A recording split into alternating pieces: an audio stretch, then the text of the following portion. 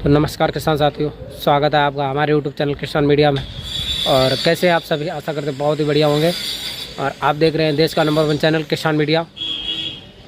तो कुछ किसान भाइयों के पास से हमारे पास कमेंट आ रहे थे कि हमको अरबी की खेती के बारे में समझा दें और बताएं कि मैं किस प्रकार से अरबी की खेती की बुवाई कब करें और उसमें 1 एकड़ में कितना बीज डालें और उसमें कितनी सिंचाइयाँ होती हैं और 1 हेक्टर में उसका 1 एकड़ में उसमें कितना प्रोडक्शन होता है और कितना लाभ मिलेगा हमको 1 एकड़ में।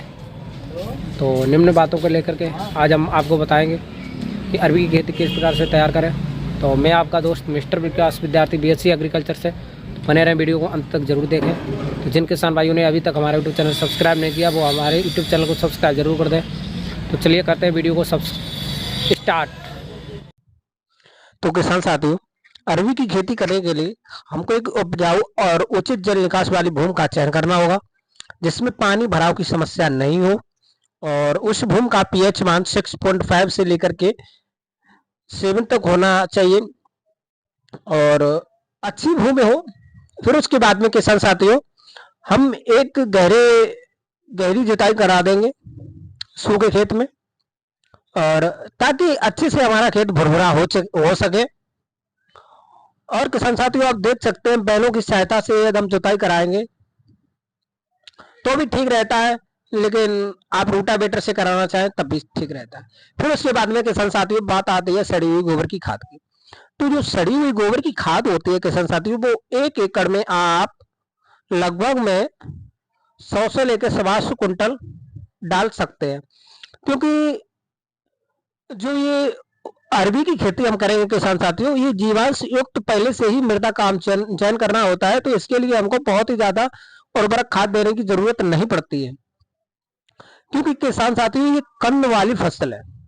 तो इसके लिए हमको सिर्फ और सिर्फ अच्छे से वर्मी कंपोजिट और सड़ी हुई गोबर की खाद डाल देना उचित रहता है। फिर उसके बाद में किसान साथियों हम पलेवा करके अच्छे से खेत की जुताई करेंगे, और ये चीजें हम बुवाई के लगभग 10 से 15 दिन पहले ही खेत को तैयार कर लेंगे। फिर उसके बाद में किसान साथियों हम पलेवा करके अच्छे से खेत को फिर से हम 2 से 3 बार उसकी जुताई करेंगे, और फिर उसके बाद में किसान साथियों जो मिट्टी एकदम से भुरभुरी हो जाए और उसमें डेले ना हो, डेले रहित हो जाए, फिर उसके बाद में किसान साथियों हम लोग जो अरबी होती है उसकी वैरायटियों का चयन करेंगे। तो अरबी जो है वो एक कंद वाली फसल है, तो जो इसके कंद के आकार पर भी निर्भर करता है, और जो यदि हम अच्छे कंद का चयन करना बहुत ही जरूरी होता है।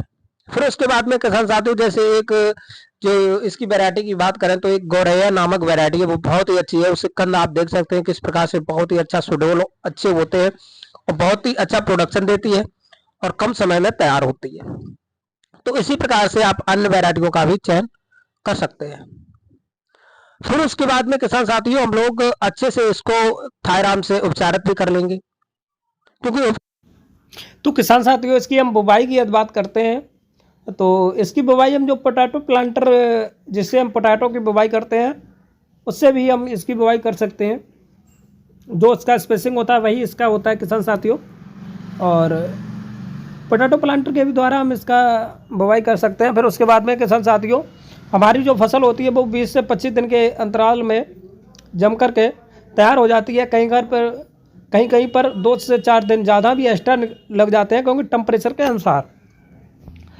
और 20 से 25 दिन के अंतराल पर जो हमारी फसल ये तैयार हो जाती है किसान साथियों, फिर उसके बाद में किसान साथियों हम बात करते हैं इसमें निराई और गुड़ाई की।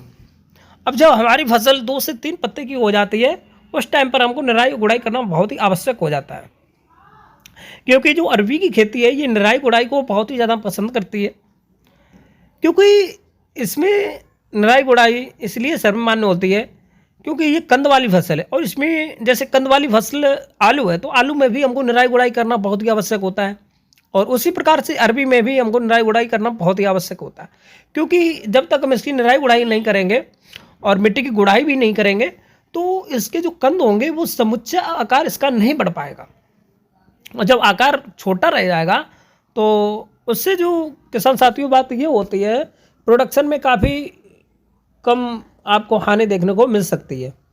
फिर उसके बाद में किसान साथियों बात आती है इसमें निराई गुड़ाई के बाद में सिंचाई की।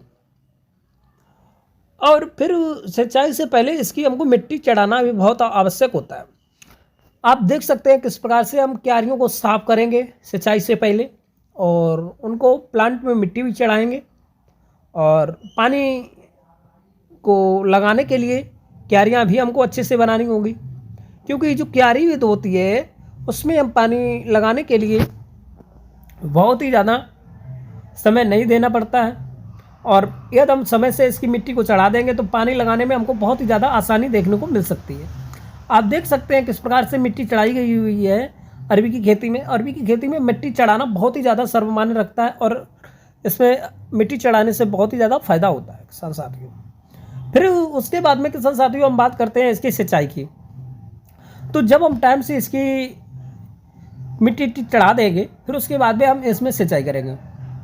अब सिंचाई आप देख सकते हैं जो फव्वारी सिंचाई होती है वो भी बहुत ही अच्छी होती है, और फव्वारी सिंचाई हमको करनी भी चाहिए, लेकिन हमारे यहाँ ये सुविधा उपलब्ध ना होने के कारण, क्योंकि ये जो सुविधा होती है वो अति महंगी होती है, तो ये सुविधा ना उपलब्ध होने के कारण हम क्यारी विध सिंचाई करते हैं। तो क्यारी विध सिंचाई भी एक बहुत ही अच्छी सिंचाई विध होती है, और इसमें पानी की जो वेस्ट होता है, जो पानी की मात्रा जो वेस्ट होती है वो ज़्यादा होती है, और फव्वारी सिंचाई में कम होती है। फिर उसके बाद में किसान साथियों आप देख सकते हैं हमारी फसल धीरे धीरे ग्रोथ करने लगती है। तो जब हमारी फसल ग्रोथ कर रही होती है उस टाइम पर हम आपको इसमें निगरानी करना बहुत ही ज़रूरी होता है किसान साथियों। अब निगरानी करना क्यों ज़रूरी होता है, क्योंकि यदि हमारी फसल में किसी भी प्रकार के बैल या अन्य कोई जानवर इसमें घुसता है तो इसका जो प्लांट होगा वो टूट जाएगा, और प्लांट टूटेगा तो स्पेसिंग बनेगी, और स्पेसिंग बनने से हमारे जो प्रोडक्शन होगा प्रोडक्शन में भारी कमी देखने को मिल सकती है।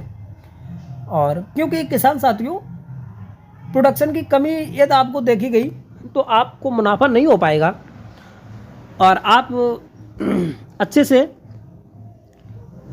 इसकी ग्रोथ नहीं ले सकते हैं। फिर उसके बाद में किसान साथियों बात आती है इसमें अच्छे से बीच बीच में निराई और गुड़ाई की।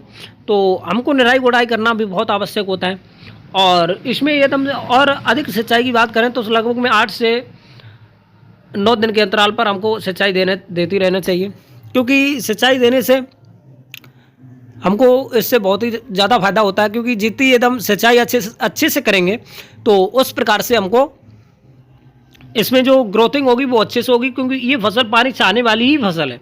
क्योंकि जब तक इसके पत्ते पूर्ण रूप से हरे नहीं दिखाई देंगे तो इसका भोजन नहीं बनेगा, जब भोजन नहीं बनेगा तो हमारी जो फसल होगी वो अच्छे से ग्रोथ भी नहीं कर पाएगी किसान साथियों। तो इसके लिए इसमें पानी का देना भी बहुत ज़रूरी होता है। फिर उसके बाद में किसान साथियों इसकी खुदाई की बात करते हैं। तो खुदाई करने से पहले हमको भूमि को और इसकी जो भूमि होती है खुदाई करने से पहले वो भी देखनी चाहिए, क्योंकि कड़ी तो नहीं है, कड़ी में आप खुदाई भी नहीं कर पाएंगे, और इसकी जो प्लांट है वो भी देखेंगे। यदि हमारे प्लांट पीले होकर के मुरझाने लगे तो ये पक चुकी है मानने की, और इसकी कच्ची भी खुदाई करके हम मार्केट में अच्छे से 30 से 40 रुपये का भाव भी ले सकते हैं, और पका करके भी इसकी हम खुदाई कर सकते हैं। पकी हुई जो खुदाई होती है वो मार्केट में जाती है, बाहर स्टोरेज कर सकते हैं थोड़े बहुत दिन के लिए, और सफाई करके इसको हम अच्छे से बेच सकते हैं और सुखा करके। तो उसी के साथ साथ किसान साथियों अब जो हरी घुइया निकलती है, जो कच्ची कम पकी होती है, कच्ची होती है, उसको भी हम मार्केट में अच्छे से बेच सकते हैं, और इससे हमको लगभग में 1 एकड़ में 150 से लेके 180 कुंटल के आसपास में प्रोडक्शन देखने को मिल जाता है। और आपको यदि अच्छा मार्केट में इसका भाव मिलता है तो आपको लगभग में 1 एकड़ से 2 से लेकर 3 लाख रुपए आसानी से कमा सकते हैं। और ये जो अरबी की खेती होती है वो किसान साथियों लगभग में हमारी 160 से लेकर 170 दिन के आसपास में तैयार हो जाती है। और ये हमारी अरबी की खेती आपको किस प्रकार से अच्छी लगी हुई है कमेंट में ज़रूर बताएं, और हमारे किसान मीडिया यूट्यूब चैनल को यदि आपने अभी तक सब्सक्राइब नहीं किया तो सब्सक्राइब करें। और आप देख रहे थे देश का नंबर 1 चैनल, मैं आपका दोस्त मिस्टर प्रकाश विद्यार्थी। जय